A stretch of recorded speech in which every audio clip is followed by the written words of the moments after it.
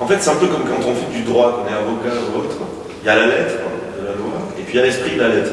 Ouais. Et hier, il y a eu un candidat, par exemple, qui a triché dans la pièce, magnifiquement, mais il a très bien triché. Alors, a bien triché. Aujourd'hui, on en a un qui n'a pas triché, qui a fait magnifiquement aussi. Je suis en train de dévoiler mes goûts personnels. Mais ce qui est intéressant, c'est que je ne suis pas dans la position d'aller faire la course derrière, de dire « Ah, vous avez fait une fausse note, un point en moins, ça ne m'intéresse pas, je ne fais pas de la musique pour ça. » En revanche, il y a quelques imprécisions qui sont capitales. Je ne veux pas le dire trop fort pour le répéter pour le candidat, mais au milieu de la pièce, il y a au moins un accord dans le grave où il y a marqué pédale. Et puis, il sort de ça une des études de Chopin très très douce comme ça. La plupart des candidats changent la pédale pour bien montrer qu'ils ont compris que d'un côté, il y avait la musique et de l'autre, il y avait Chopin. C'est pas ça qui est écrit. Ce qui est écrit, c'est une résonance, et puis on entend un truc, on se dit, qu'est-ce que c'est? Ah tiens, c'est Chopin. Et le fait de changer de pédale, c'est pas que je vais dire, ah là là, on est dans un jeu télévisé, il a fait une erreur, il est éliminé. C'est pas du tout ça. Mais ça prouve qu'il y a une incompréhension finalement du texte et une volonté de réapproprier le texte par des vieux réflexes. Alors on se dit, il faut qu'à la fois que les interprètes montrent qu'ils connaissent Chopin et en même temps qu'ils comprennent qu'on n'est pas là pour fragmenter les deux, mais c'est une espèce de... C'est comme si on se promenait dans un labyrinthe, qu'on se cognait la tête contre un mur et puis on change de direction et on se cogne la tête contre un mur.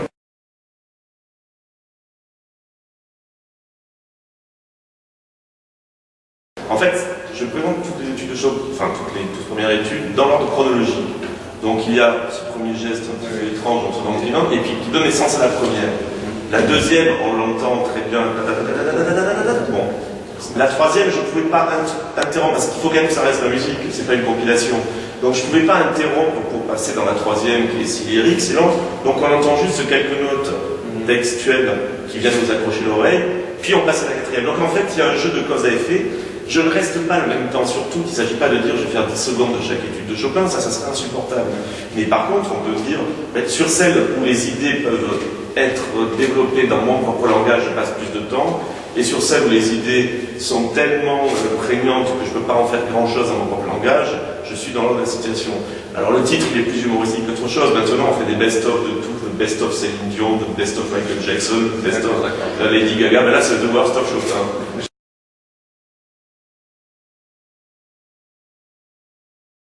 Sûrement pas, mais on peut mettre des moustaches à la Joconde tout en pensant que la Joconde est le plus beau tableau du monde. Oh, puis écoutez, si on ne peut pas avoir d'ironie avec des compositeurs qui sont nés il y a 2 siècles et qui ont fait tellement mal aux mains de tous les pianistes du monde, il serait temps de se venger un petit peu de toute façon.